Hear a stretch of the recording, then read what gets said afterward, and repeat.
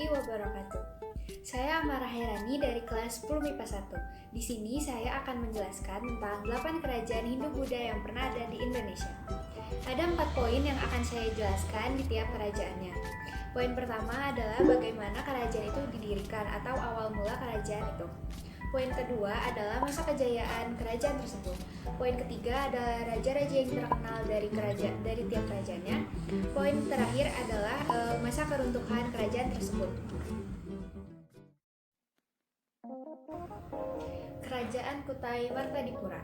Kerajaan Kutai merupakan salah satu kerajaan Hindu tertua di Indonesia. Kerajaan ini berdiri pada abad keempat di Muara Kaman, Kalimantan Timur, tepatnya di hulu sungai Mahakam. Kerajaan ini didirikan oleh Raja Kudungga. Raja tersebut mendapat gelar Wangsasakerta yang artinya pembentuk keluarga raja. Hal ini dituliskan dalam 7 buah rupa yang ditulis dengan huruf Pallawa dan berbahasa Sanskerta. Bila dilihat dari namanya, Raja Kudungga merupakan nama asli Indonesia dan belum terpengaruh oleh budaya lain, bahkan India sekalipun. Pada awalnya, dia berkedudukan sebagai kepala suku. Namun, masuknya Hindu membuat Raja Kudungga mengubah struktur pemerintahan menjadi kerajaan dan mengangkat dirinya sendiri sebagai raja. Gelar itu pun dilakukan secara turun-menurun. Dalam prasasti Yupa juga menceritakan anak Raja Kudungga yang bernama Aswawarman. Raja Aswawarman adalah raja yang cakap dan kuat. Ia banyak melakukan perluasan pada kerajaan Kutai. Hal ini dibuktikan dari dilakukannya upacara Aswamedha. Upacara ini dilakukan untuk menentukan batas kekuasaan kerajaan dengan pelepasan kuda. Raja Aswawarman memiliki 3 anak, dan yang paling terkemuka adalah Mulawarman. Raja Mulawarman, ia adalah raja yang membawa kerajaan Kutai mencapai puncak kejayaannya. Ia dikenal dengan raja yang memiliki peradaban baik, kuat, dan kuasa. Ia dikenal dengan kedermawanannya karena ia menyerahkan 20.000 ekor sapi kepada kaum Brahmana dan mengadakan keduri. Hal ini membuktikan kejayaan dan kekayaan kerajaan Kutai. Walaupun tidak berada di jalur perdagangan internasional, tapi dipercaya kerajaan ini telah memiliki hubungan perdagangan dengan India sejak awal. Kejayaan ini terlihat dari aktivitas ekonomi dan aspek kehidupan. Bila dilihat dari kehidupan sosial, kerajaan Kutai memiliki golongan masyarakat yang menguasai bahasa Sanskerta dan bisa menulis huruf Pallawa. Kerajaan ini juga memiliki golongan ksatria. Dan bila dilihat dari kehidupan politik, Mulawarman menciptakan stabilitas politik. Hal ini terlihat dari adanya Yupa. Bila terlihat dari kehidupan ekonomi, mata pencaharian masyarakatnya adalah berternak sapi, mencocok tanam, dan berdagang. Runtuhnya kerajaan Kutai Martadipura berakhir saat Raja Kutai yang bernama Maharaja Dharmasatya tewas dalam peperangan di tangan Raja Kutai Kartanegara ke-13, yaitu Aji Pangeran Anum Panji Mandapa. Hal ini membuat kerajaan Kutai runtuh dan berakhir. Kerajaan Kediri. Kerajaan Kediri adalah salah satu kerajaan yang masyarakatnya menganut agama Hindu. Kerajaan ini mulai berdiri sejak abad ke-12. Kerajaan Kediri adalah salah satu bagian dari Kerajaan Mataram kuno. Raja Airlangga diketahui membagi Kerajaan Mataram kuno menjadi 2 bagian, yaitu Kerajaan Tanjalu atau Kediri dan Jagala atau Kahuripan. Tujuan pembagian kerajaan ini adalah agar tidak terjadi pertikaian. Namun pada awalnya terjadi perang saudara dan dimenangkan oleh Jenggala. Tetapi selanjutnya Kediri memenangkan peperangan dan menguasai seluruh takhta Airlangga. Bukti-bukti yang menjelaskan kerajaan ini terdapat pada prasasti-prasasti dan kitab-kitab sastra. Masa keemasan atau masa kejayaan Kediri adalah ketika dipimpin oleh Sri Jayabaya. Dialah yang terkenal dengan ramalannya, yaitu Serat Jompo Joyo Boyo. Namun masa keemasannya bukan karena ramalannya, melainkan Jayabaya mampu mengalahkan kerajaan Jenggala dan bisa mengalahkan kerajaan besar yaitu Sriwijaya. Kemenangan Penjoro atas Jenggala tertulis dalam prasasti yang berbunyi Panjolo Jayati, yang artinya Panjulu menang. Raja yang terkenal dari kerajaan Kediri adalah Raja Jayabaya. Di bawah kepemimpinannya, Kediri mampu mencapai masa kejayaannya. Masa keruntuhan. Pada masa pemerintahan Kertajaya, situasi Kediri tidak stabil. Pokok permasalahannya adalah bersilih dengan para Brahmana. Bersekutu dengan para Brahmana, seorang akumu dari Tumapel bernama Kyang Arok mampu mengalahkan Kertajaya dalam pertempuran di Getan. Meninggalnya Kertajaya dalam pertarungan tersebut menandai berakhirnya kekuasaan Isyana di Jawa Timur. Kerajaan Tarumanegara. Tarumanegara atau Kerajaan Taruma adalah sebuah kerajaan yang pernah berkuasa di wilayah barat Pulau Jawa pada abad ke-4 sampai 7 Masehi. Bila dilihat dari peninggalan artefak, Kerajaan Taruma adalah kerajaan Hindu beraliran Wisnu. Kerajaan Tarumanegara didirikan oleh Raja Diraja Guru Jaya Singwarman pada tahun 358 Masehi. Kerajaan ini didirikan di tepi Sungai Citarum, Kabupaten Lebak, Banten. Nama Tarumanegara diambil dari Tarum dan Nagara. Tarum berasal dari sungai yang membelah Jawa Barat atau yang sekarang lebih dikenal dengan Sungai Citarum, dan Nagara yang berartikan kerajaan. Menurut naskah Wangsakerta, pada abad ke-4 Masehi, banyak pengungsi dari India yang melarikan diri ke Nusantara karena terjadi peperangan di India, yaitu Kerajaan Pallava dan Calankayana melawan Samudragupta. Para pengungsi berasal dari Kerajaan Pallava dan Calankayana yang kalah dalam peperangan. Jaya Singwarman adalah maharesi yang memimpin salah satu rombongan pengungsi. Ia pun mendirikan pemukiman baru, dan pemukiman itu mulai banyak didatangi orang dan mulai maju. Pemukiman itu bernama Taruma Desa atau Desa Taruma. Dan pada tahun 358, ia mendirikan Kerajaan Tarumanegara. Jaya Singawarman memiliki anak yang bernama Dharmayana Warman. Raja Dharmayana Warman naik tahta sekitar tahun 382 Masehi dan memimpin sampai tahun 395 Masehi. Tidak banyak sejarah yang tercatat saat ia memimpin, namun namanya masuk ke dalam naskah Wangsakerta atau naskah yang memuat para raja Tarumanegara.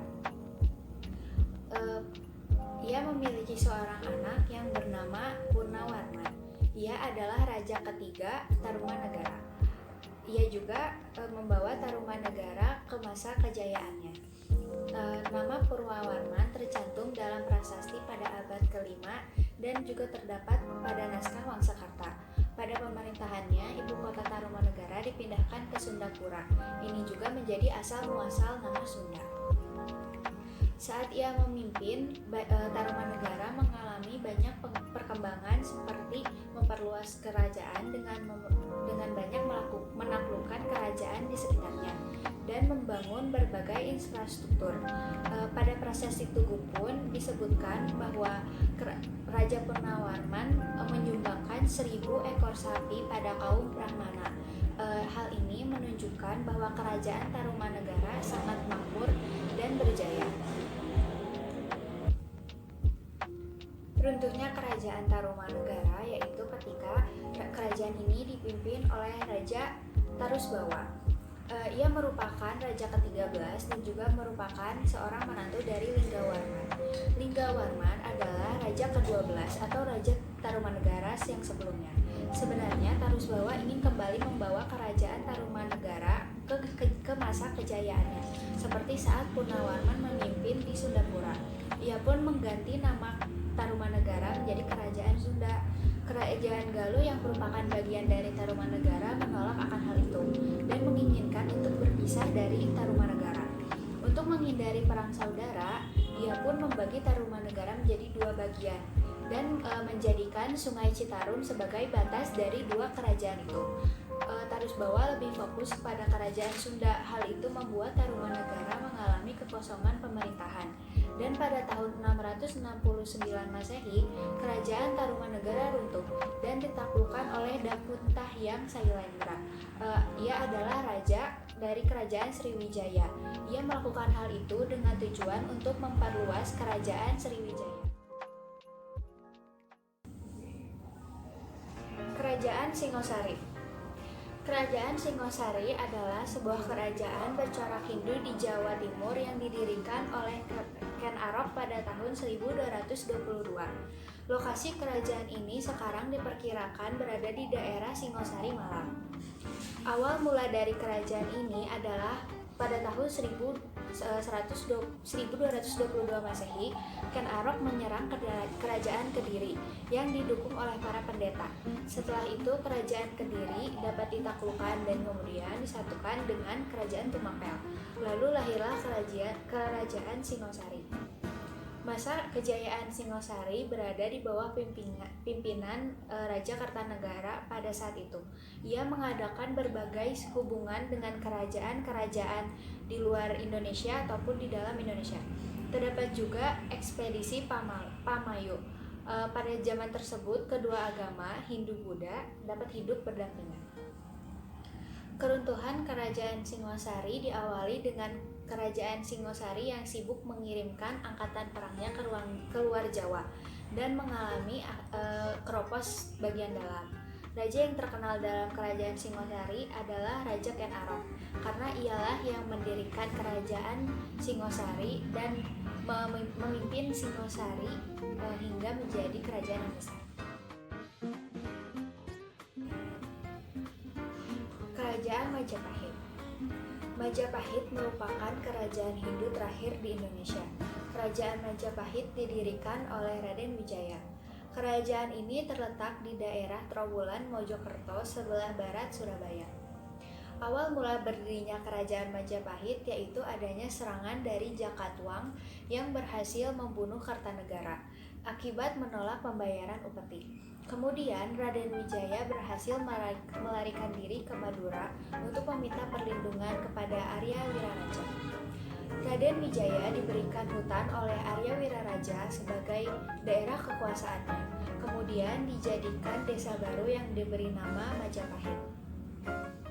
Masa kejayaan Majapahit yaitu pada masa kepemimpinan Hayam Wuruk. Wilayahnya sangat luas, seluas wilayah Indonesia sekarang. Bahkan pengaruh kerajaan ini sampai ke beberapa kerajaan lain di wilayah Asia Tenggara. Pada masa ini juga Sumpah Palapa diungkapkan. Prabu Hayam Wuruk memiliki seorang patih bernama Gajah Mada.